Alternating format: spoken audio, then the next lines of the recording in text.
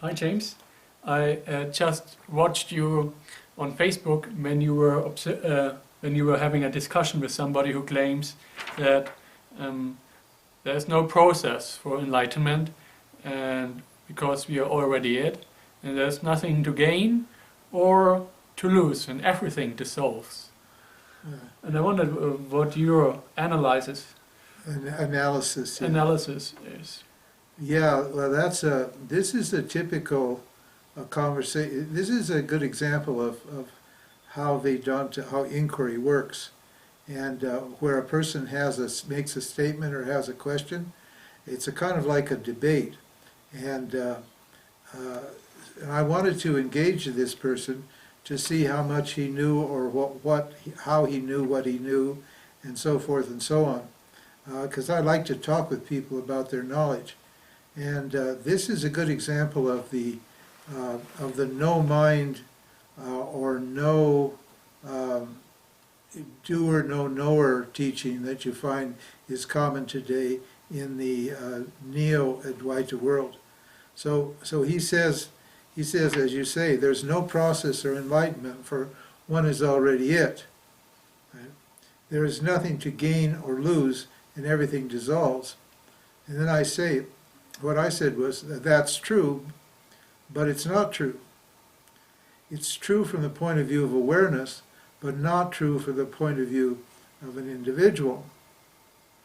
And he says no. Immediately he reacts. He doesn't want to communicate with me on these from both levels. He only wants to stay on the non-knowing level, what we call awareness level. He says, no, there is no knowing. Now that's an interesting word, because does he mean no knowing is awareness, or does he mean there is no knowing? In other words, there's nothing that can be known, or nothing is actually known. What does he mean by that? But he doesn't, because he's immediately reactive. He doesn't want to build a communication with me. He wants me to accept his views totally without any kind of thought. So I said, so he says, there is no knowing, and I say, how do you know there's no knowing? And he says, when the mind is empty. Now that's a strange statement, isn't it? Right. Because immediately what does he do? I ask him, I said, is your mind empty now? And he says, he doesn't answer the question. What's his answer? Experience. Now why doesn't he answer the question? Because if he says that his mind is empty, then he can't be knowing what he's saying. And can he? And if he says that his mind is not empty, then I'm going to ask him, how does he know that it's not empty? So he has no answer for that question, and he feels this logical trap being set for him, and he's jumping away from it right away. So the obvious reply would be, I'm the knower of the empty mind. That's right, absolutely. But he doesn't go this way. He is attached to the mind. Yeah. So all his viewpoint is about the mind. Yeah, and that's right. That's how far he can go. Yeah, this theory is called the Vasanashaya theory of enlightenment. Oh. It's a yogic theory, Okay. or a Buddhist theory, and it says that you're only going to be enlightened when your mind is empty, when there's no thoughts in it, when it's free, the nirvana theory, when there's no vana, there's no thoughts, no desires in the mind. Then you're going to be enlightened. That's what he's stuck in. But he hasn't thought it through. So he says experience. And then he says an interesting statement. He says, when one is full, one must be empty. Then it is full. Now, what does that mean? There's no logic here, unless without an explanation. If one is full, it must be empty. So he doesn't know what that means. He's just parroted that view. He's picked that idea up from fullness and emptiness. Emptiness is fullness. This is a Buddhist concept without any kind of understanding, right? So I ignore that. He says experience. I ignore the second statement. when one is full, one must be empty, then one is full. I don't want to get him to argue with me. Yeah. I don't want to insult him or get him to push against me. Yeah. It's very important that he doesn't feel that I've got that I'm trying to argue with him. Yeah, it's like a little pet, basically. You try to. Yeah, that's right. So I just accept that, even though it makes no sense, Yeah. right? And I say, then I reply. He says, how do you know? There's no knowing. He says experience, and I say, so I counter with the idea that what experience doesn't know anything. Yeah, right. It's just an object. It's just an object. Experience is just an object. It's insentient and it's inert. Yeah. And then I say you. So I'm trying to introduce this idea that he's awareness, that he's the knower, right? And then later on we can discuss that this knower is not affected by knowledge. But I just want him to see if he can accept the idea that he's awareness. So I say you, awareness, knows experience. Right. Which is just common sense. It's just common sense. It's just totally logical. And then he says, he picks up on the awareness idea, and he says, one's awareness can be in the flow or not. And then he. So he's basically saying awareness is an object. That's right. He's talking about reflected awareness here. Yeah. And then he says the mind idea that awareness is part of the brain. That's right. A reflected awareness that it's part of the brain. It's Yeah. Then he says. At the end of this, he makes another one of these categorical statements that doesn't mean anything. Nothing is everything. Yeah. Well, yes, nothing is everything, but you need to explain it. You can't, huh? It doesn't mean anything to say nothing is everything. It's totally illogical. Yeah, it sounds clever, but it doesn't. It sounds clever, but it doesn't mean anything. If he could explain what it means, then I can understand. Yeah. That's why you need a scripture and a teacher. You need a scripture and a teacher to explain these contradictions. Yeah. Nothing is everything. Well, what does that mean? Well, you need to explain. But he doesn't explain it. So he said, I say, so he says, one's awareness can be in the flow or not. Then I say, that may be true, depending on your idea of awareness. Here I'm suggesting that there's two kinds of awareness, reflected awareness and original pure consciousness awareness. Yeah. I said, but, and I go back to the same argument, and he's not going to accept this argument, you can see. But who knows that nothing is everything? In other words, who knows that? Because he's telling me now, and he's the self. Yeah. See, I'm seeing him as the self. Yeah. But he doesn't see himself as the self. No, he is attached, identified with the object. With his thoughts, with these ideas he has about awareness. So when he says, I'm empty, that means his mind is empty of objects, of thoughts. Something, yeah, that's right. And that is what he equates to freedom, to... Yeah, to nirvana or to enlightenment. Then I say, that is true depending on your idea of awareness, but again, who knows that nothing is everything? I don't argue with nothing is everything. I just say, well, how is nothing is everything known? Right? And then what does he say? Silence. Huh? So he's coming back to the empty mind. Yeah, he's coming back to the empty because mind. that is all what he knows. That's all. That's how far he can go. That's all the farther he can go. And then I say, so I try again. The same argument. Silence doesn't know anything. It's known by you, awareness. Yeah. Huh? Which is just common sense and logical. But he can't. And then he says, there is no you. He goes back to his original thing. Yeah. There's nothing, there's no you, it's all empty, there's no meaning, there's no doer, there's no this, there's no knowledge, he goes back to the no. Yeah. This denial of the apparent reality, Yeah. of the reflected awareness, or of the person.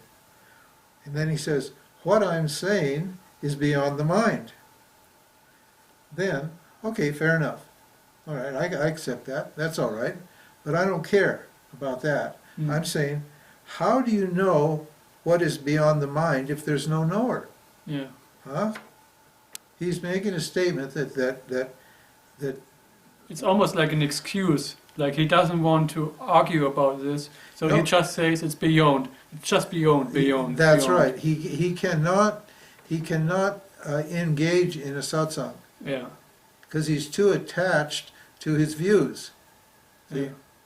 It doesn't matter. He's actually speaking the truth from a certain point of view. From the self's point of view, he's actually speaking the truth. Yeah. But he has no idea what the relationship. He's a dualist, what we call a dualist. He thinks that if there's nothing, there can't be something. Yeah. And because he doesn't know Satya and Mithya, he doesn't understand Maya and Satya and Mithya. He doesn't understand that there can be nothing and everything at the same time. Yeah. There can be a doer and no doer. There can be a knower and no knower. Those two things are not incompatible because they're in different orders of the one reality. So then he says, so I said, how do you know what is beyond the mind if there's no knower? Now he says, see, now he's getting, going to insult me. Now he just can't deal with this. And so now his ego's up and he's getting insulting. So he says, see how fast you contracted? See how fast you reacted or contracted to my statement? He said, I've been playing with you all along. See? Now he wants to feel superior here. Yeah, because why do you need to say that? If you are really superior, then an obvious sign of superiority is not to give in, not to say it, not to... Yeah, and he could just say, I don't think we're on the same page here. Yeah. Let's call it quits. It was very nice talking with you. He could be polite. Yeah, there's no actually no manners involved. It's just pure egoistic reactions. Exactly. Like a small dog against a big dog. Yeah, fighting, barking. I bark, you bark, I bark, you bark. I'm barking louder. I'm barking louder than you. And then I say, okay, so I've been playing with you all along. So I don't reply to that. I say, okay, so who are you then? Yeah. And look what he does. Look at how he ends it. Nothingness. Right. So you see, we've been having this argument in Vedanta since the Upanishad times. Yeah. Since a little after the Upanishad times. Yeah. Since Buddhism came up. Yeah. Where they made them, because they can't see the self, they say that it either doesn't exist, or what they mean by that teaching that there is no self is that the jiva doesn't exist. Right? But we say the jiva exists, but it's not real. Yeah. And they think, so they think, well, it can't exist if reality is non-dual, but it can exist if reality is non-dual because there's two orders of non-dual reality, Satya and Mithya. Maya is generating this doer, this reflected consciousness, right? And it's not actually real, but it does exist, it appears. So it's like watching a movie. Life is like watching a movie. And you're the one that's watching. And the one that's watching is completely unaffected by what it sees. So I just thought, this is such an old argument. And Vedanta scriptures are full of refutations of this point of view. It's called Shunyata or what? Emptiness teaching. Yeah.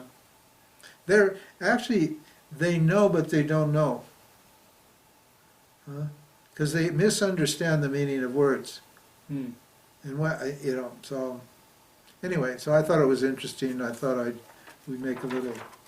Can you shortly summarize it again? Like in Vedanta, there's Maya and the two teachings of the objects and non-dual awareness. Yeah, the non-dual awareness means, see, our statement is everything's awareness.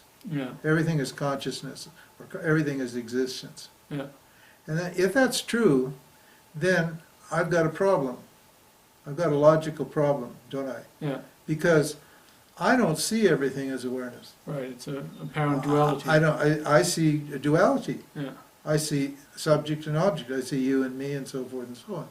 So then, now how are you going to explain that? That's why you have a scripture, and that's why you have a teacher. The teacher has to explain how reality can be non-dual, but yet appear to be dual, appear to be a duality. That needs to be explained. And our explanation for that is Maya. Yeah. There is a power in awareness that makes that, even though it doesn't actually affect awareness, it creates duality, and then it appears as a jiva that seemingly doesn't know who it is. So now we've got a situation where you have duality, but duality, even though it exists and you experience it, you know it's not real. Yeah. Because it doesn't exist in all periods of time, past, present, future. It doesn't exist before the creation of the world, etc., etc., etc. There's all these teachings that reveal the relationship between eternal, primordial, non-dual consciousness and the creation, or the objects, the subject and object split that comes about when Maya is operating. And the Buddhists haven't got this. They just picked up certain statements from the Upanishad, from the Vedanta, that resonated with them spiritually, or from their own spiritual experience. Because sometimes the mind goes blank. Sometimes you know, the you that you think you are really doesn't exist. Because the mind is just, there's a particular kind of experience called nirvikalpa samadhi, where the mind doesn't exist. So there's no objects there. You infer the existence of consciousness later when you come out of it, but you're not there in that state to understand what it is. So it's all based upon experience. Their thing is all based upon experience. Well, experience is good up to a point, but experiences are only as good as your ability to interpret those experiences. So the question is, who is interpreting this experience of no mind? Who is it that's seeing the no mind? Who's evaluating the no mind? And who's saying categorically that there is no mind? From the self's point of view, there is no mind, but what? When we take Maya into account, there is a mind. And we say, it's not, it exists, but it's not real. So this particular school of Buddhism, I suppose it's Theravada, or we call it Shunyavada, yeah. Or the Theravada Buddhists, I think, go for this. Their idea is a blank mind that equals enlightenment. Yeah, they have no idea of non-duality as such. For them, it's just a blank mind, which. That's right. Yeah. It's purely it's purely jiva-centered. Yeah. So they leave you intact as a jiva. So it's basically an idea for a monk. It's basically a monk-related teaching, because a normal householder cannot have absolutely. It's impossible. It's impossible. But we know that enlightenment's possible for anybody, because the self is always present. Always shining. It's always shining, whether there's a mind or whether there's not a mind. Yeah. Because it's independent of the mind. Yeah. So the absence of a mind doesn't mean the presence of the self. And the presence of thoughts doesn't mean the absence of the self. Yeah. That's the point. Well, anyway, it was just an interesting, eternal debate that's going on in the spiritual world forever. Yeah. I guess so. Okay, good. Thank you, James. You bet.